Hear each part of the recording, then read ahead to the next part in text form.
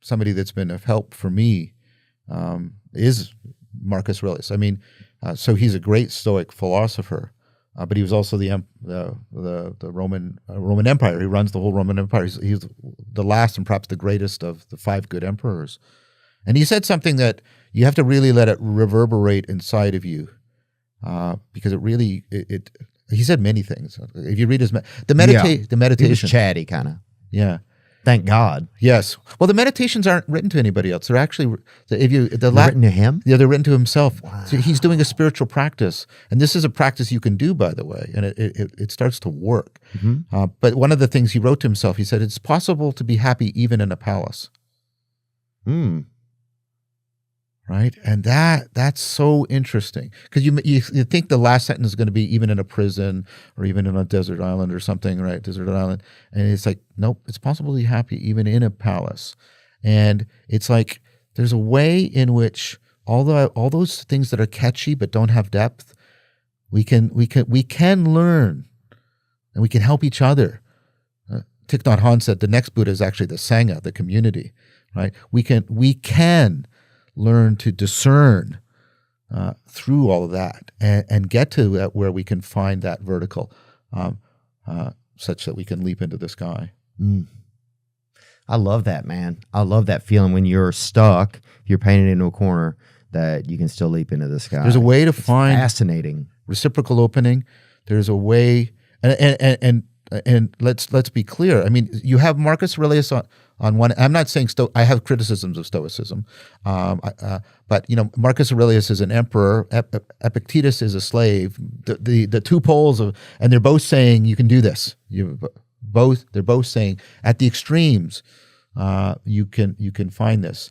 And they're not saying, they're not doing it like at a Hallmark card. Yeah. Right. They're like, you have to practice a lot of, you have to do a complex ecology of practices that you not only do by yourself, but deeply with other people, homed properly. And then you can make progress on doing this, what we're talking about. Where did we start to lose that? I mean, obviously religion was something that was big, that kept people in like a common practice, right? That was bigger in the past centuries, I feel like, than it has been here in America. Yeah, well, I mean, and that provided a place where you would go together. There were certain practices that you guys did each week, and there were, religious get-togethers and people thinking about their God and thinking with their God. And singing together. Yeah, singing together, stuff like that's powerful, man. I've been in a church where people will start, even in an audience with a band sometimes, but it's specifically at a church sometimes people start singing. It's like, it'll open up, it'll make you feel connected, your feelings will just start crying, just start emoting, or feeling something. Yeah. So there's something about that, the doing something as a community and feeling as a group. Yeah. And also there's the horizontal, and like in some of the practices that we do, there's the horizontal, like you and I reciprocally open to each other, but there's also the vertical. You and I we're not only opening this way, we're opening vertically as well. And it's really interesting when you do some of these Socratic practices, dialectic into dialogos, philosophical fellowship, things like that. People who are often not religious at all, secular, they'll get into this and they'll start to feel that collective flow state and that sense of reciprocally opening to each other. And then they all start talking about like the third, the we space, like the collective intelligence that it's not coming just from you or from me, but it's being co-created and emerging and taking on a life of its own. Yeah. Right. And then they start to talk about this in religious language, and we lost that. I mean, so that feels like as close as we can get to God a lot of times. I feel like there's the best. Well, people start saying things like that it might be God for them, and I want to be really careful here. I'm very respectful of people's religious adherence. Mm-hmm. I'm not anti-religious by any means, but no, neither. But people, well, what happens is, right, and this is a Platonic point, a Neoplatonic point. So what happens is, initially when they're doing these, they get an intimacy with each other, that reciprocal opening. Mm-hmm. They fall in love. It's philia love. It's not right, but that's in the word philosophy. It's fellowship love of wisdom, right? They get that. And then they start to feel intimate with the Geist, the spirit. We call it the logos, this thing, this emerging collective intelligence that is making everything more intelligible. And people start to reciprocally open with it, right? And then they start to reciprocally open through each other and through that logos to the depths of reality. Yeah. And then they start to feel like they're in relationship to what is ultimate. And some people think about that as God, and some people think about God personally. Some people think about God impersonally. Some people think about it more like the ground of being or ultimate reality.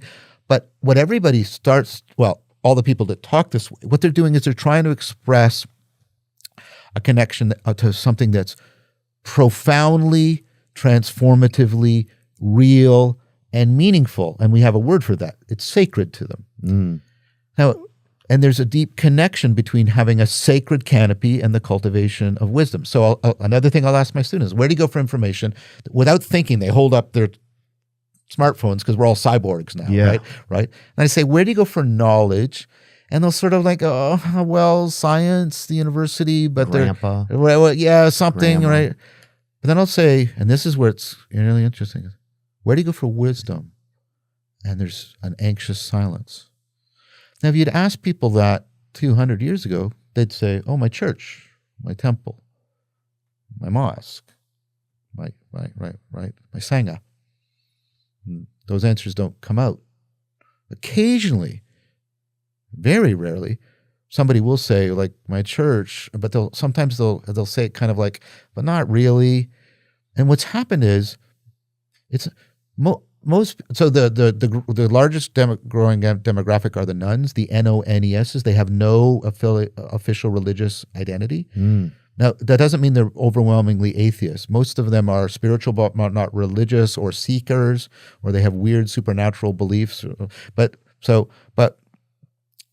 what's happened is most people are abandoning religion not primarily because they've come to some deep conclusion that it's false. Although religion has a problem, the religions generally have a problem with the scientific worldview, at least some versions of them. But it's much more, it's a little bit of a truth issue, Theo, but it's much more a relevance issue. Most people feel that these institutions are no longer like relevant to them. They're not vibrant. They're not vital. Yeah. They don't speak to them. They don't call them to their better selves. They don't call them into like these